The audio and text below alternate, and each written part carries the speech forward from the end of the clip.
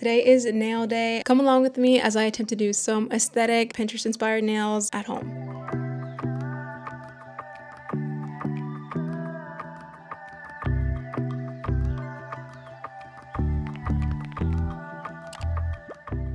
Hey everyone, it's Amaya. Welcome back. Like I said, today is nail day and I'm so excited to finally be doing a nail dedicated video for my channel. I always say I want to do these and then I never get around to doing it, so we're finally here. Let me go ahead and show you the inspo for today's set. I came across this set on Pinterest literally last night and I think it is so freaking cute. I just think it's the perfect set to do right now. Not too summery, not too springy, just like a mix between both. And the weather's warming up and everything, and I just can't wait to get these on my nails. I should have everything I need. I did make a little Amazon order for 2 things. You can hear them in there, the charms. It is currently 9:15. I'm estimating that it'll take me somewhere between 5 to 8 hours to do this set. It's been a long time since I've done Gel X, so that's a factor. And I've never done some of these 3D art things before. So with every nail being a little bit different, that kind of eats up your time. But I'm preparing myself mentally right now, going in. I wanted this, okay? Let's go ahead and get started with our cuticle and nail prep. Here's a quick list of everything I use when it comes to this part of the process. Nail clippers, Sally Hansen instant cuticle remover, a cuticle pusher tool, a cuticle nipper, a nail file, and a nail buffer. And then lastly, I like to use my Macart Pro e-file with a cuticle nail drill bit. But yeah, let's go ahead and get started. First thing I'm going to do is trim down my nails and file them down a little bit.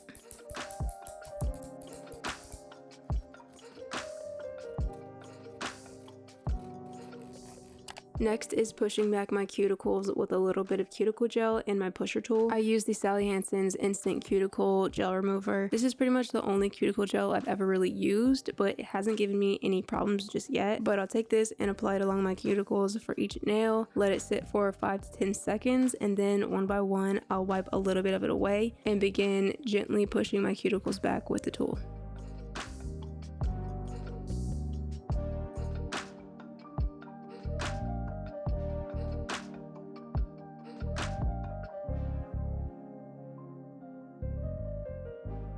Next, I'm going to go ahead and grab my e-file with a fine cuticle bit to gently push back my cuticles a little bit more and remove any of that remaining dead skin from my nail. I've seen a lot of people use this tool a bunch of different ways, but what I'll do is just go from one side to the other on my lowest e-file setting until I see some of that dead skin start to lift up. Ever since I started including this step, I've seen a huge improvement with my retention and less issues with lifting. So I don't know if I'm using it entirely correct, but I probably will keep including this step.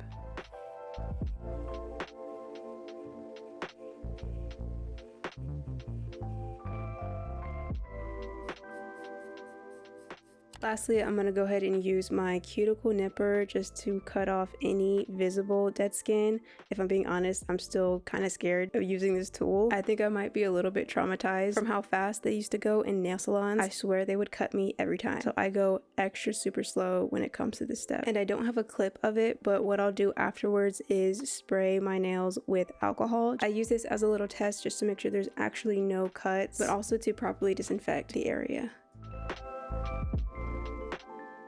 Our cuticle prep is all complete. Now let's move on to prepping our nail extensions. I'm going to use the natural almond shape in the size medium from the brand Apres. I've also used brands like Model Ones and Beetles. Those are really great and I'm glad I used those to learn, but I really love the range of sizes that Apres has. It saves me so much time not having to do additional shaping to fit my nail, and if I can save time anywhere, I'm going to take that. The rest of the prep for my nail extensions is just etching the inside of each nail with my e-file. I use this little cylinder tapered drill bit because it's skinny enough to get in the pinky nail, and I just etch all the way up to where my natural nail looks like it'll sit, and this helps with making the tip adhere better to your nail once you apply it with the Gel X glue.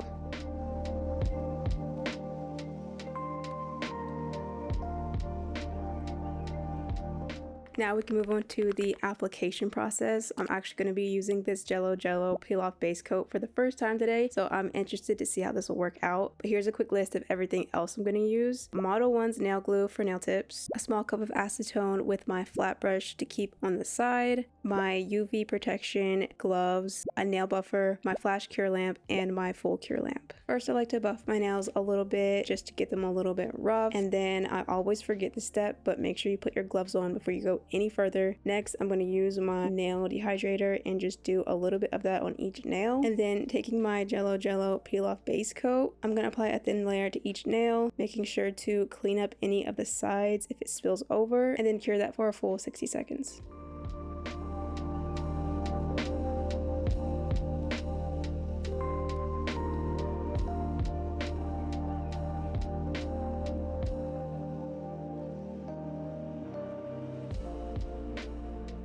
Now we can go ahead and start applying our nail extensions. I was a little nervous about doing this after such a long break, but it wasn't too bad, okay? I apply a thin layer of the glue up to where I etched earlier as my guide, and then I add a little glob to the base, and then at an angle I will slowly press it down onto my nail. If it looks like I spilled a little bit along the sides, I will just pull it away from that flash cure lamp and scrape it away or wipe it away with a little bit of acetone before it fully cures.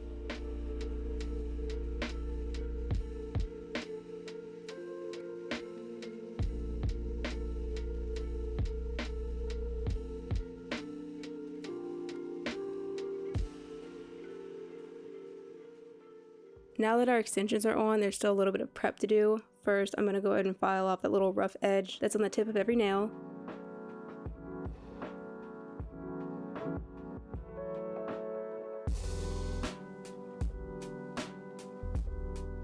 Next, I'm going to go ahead and take a fine sanding band, and we're going to remove this shiny layer from the nail and also go around the cuticle a little bit just to seal it.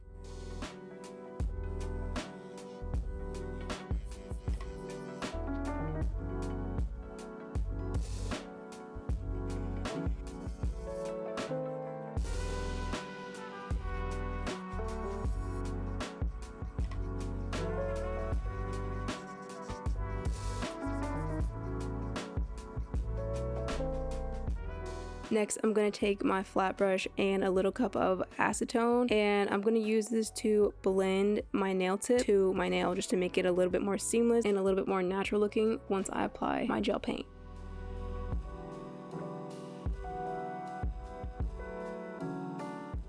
Now I'm going to take a little bit of this nail glue for tips that I used earlier and apply a thin layer to each nail while also using my acetone and my flat brush to clean up any of the sides before curing. I don't know what the science is behind this step. Kaylee Boyle low-key taught me everything I know. I just trust her, and this is what she does, and it's worked for me ever since I started doing this. I think this might be one of those extra steps that really helps with retention along with a good cuticle prep routine.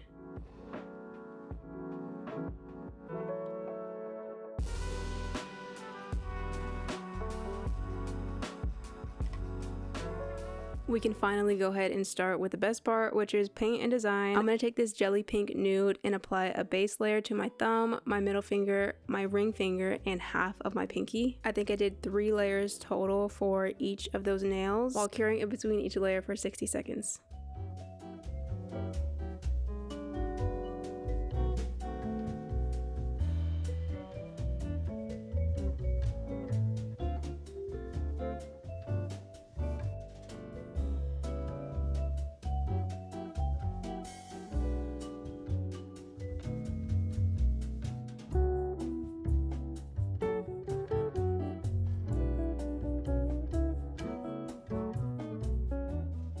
I'm going to start with the nail art for my pinky. First, I mixed together a white and a pastel yellow just to get a little bit of a lighter yellow color for my French tip, and I set that aside.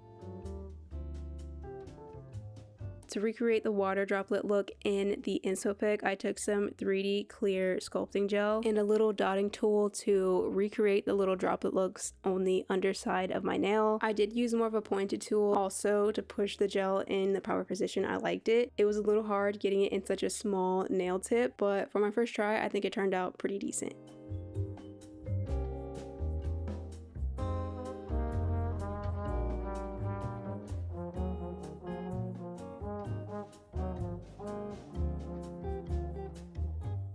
The pinky has this hollow French tip design. So I'm going to take my yellow paint from earlier that I mixed together and start making a French tip design as I normally would, and then cleaning that up to make the line a little bit thinner before going around the sides and creating that little hollow circle.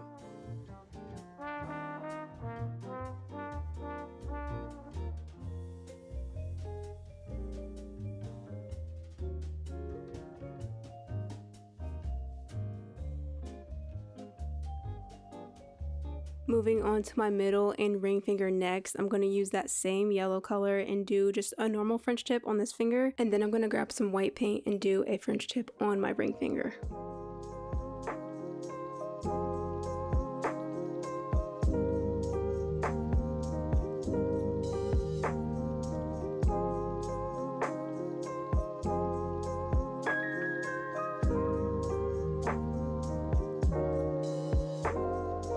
Next, I'm taking this tan color in a filbert brush to recreate that brush shell look that I saw in the inspo pic. Moving on to doing our ombre nail for the pointer finger, I'm going to use my same base coat color from earlier, and then I luckily found this yellow jelly color. I guess I purchased it years ago, but it ended up being like a perfect match to what I needed. So I put both of those colors on my nail and sort of blended it together with that same brush, and I did 3 layers of that to make it more opaque. Moving back to our ring finger now, I'm going to go ahead and place one of these little starfish charms right in the center of my nail. I just flash cured that for now, and then I went ahead and grabbed my 3D sculpting gel from earlier to do my seashell art lines. This is the first time I've ever used this product for this, and it took me quite a few tries to get it the way I liked it. If I'm being honest, I think it turned out better on my right hand, surprisingly, because I didn't think to use a longer brush the same way it's easy to use a longer brush when doing French tips. So now I know, don't use a short brush when doing this type of art. I was moving pretty slow for this step, so every few lines I would flash cure it just to keep it in place. And same thing goes for my pointer finger. I did a stack of these horizontal lines with the sculpting gel, flash curing it as I go to keep it in place.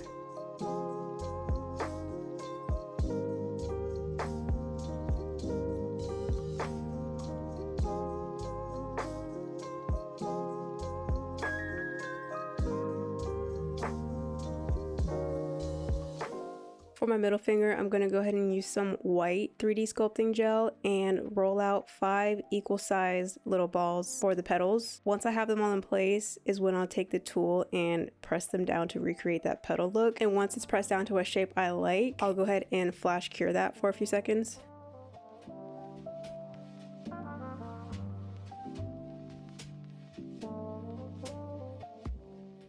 Here is where things started to get a little bit tricky for me with recreating the starfish for the thumb. I'm pretty sure I spent over an hour trying to shape this star and scraping it off and repeating that process. It was like 6 a.m. at this point, and I tried to push through it, but everything on my thumb right here ended up getting sanded off the next day and redone.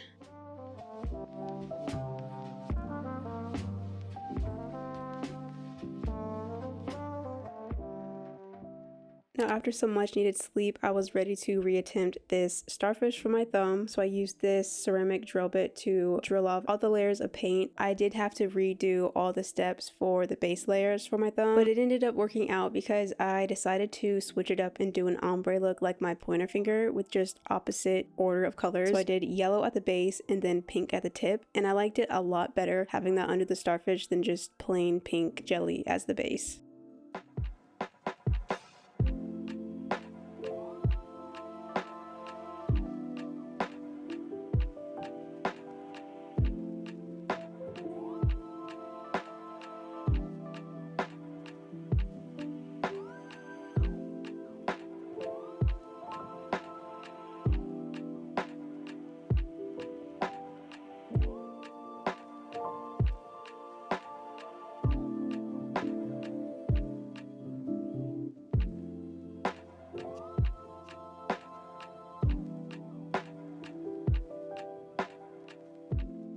From here, I went ahead and added a few gems and pearls to my nails. I decided not to do as much gold accent as the inspo pic had and went for a more neutral opal color for the gems.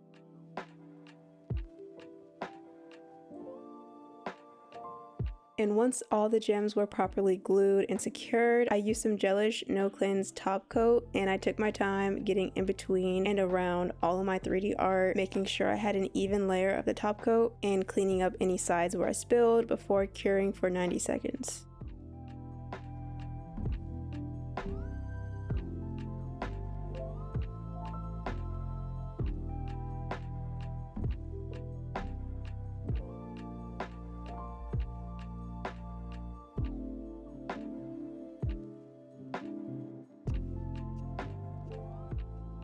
It is a couple days after finishing my nails. I had to take some time, catch up on some sleep, but now I'm back and I'm finally ready to finish up this video and wrap up the last few little steps of doing my nails, which is just some cuticle care and some moisturization. So let me go ahead and grab my cuticle oil.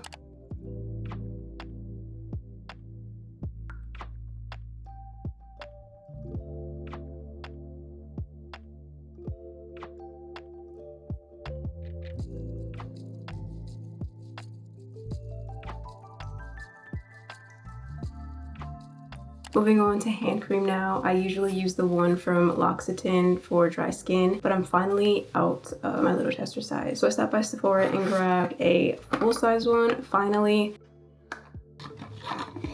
Oh my god, this is huge. This is gonna last me for life, bro.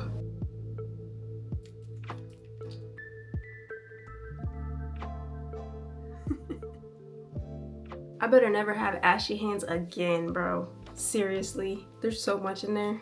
All right, here's our final reveal of my nails.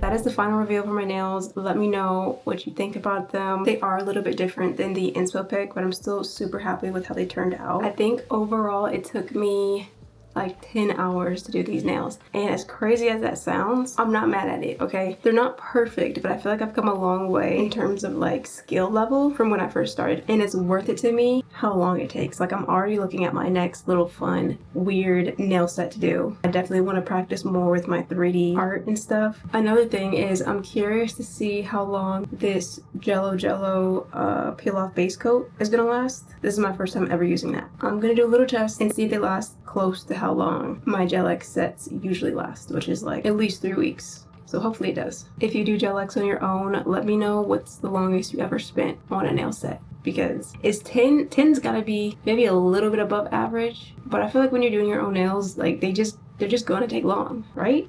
Maybe it's just me, maybe I'm just slow. With all that being said, I am gonna go ahead and close out this video right here. If you're still watching, make sure to leave this emoji down in the comments just to let me know you made it all the way to the end with me. Thank you guys so much for watching. I love you so much, and I will see you very soon with a new video.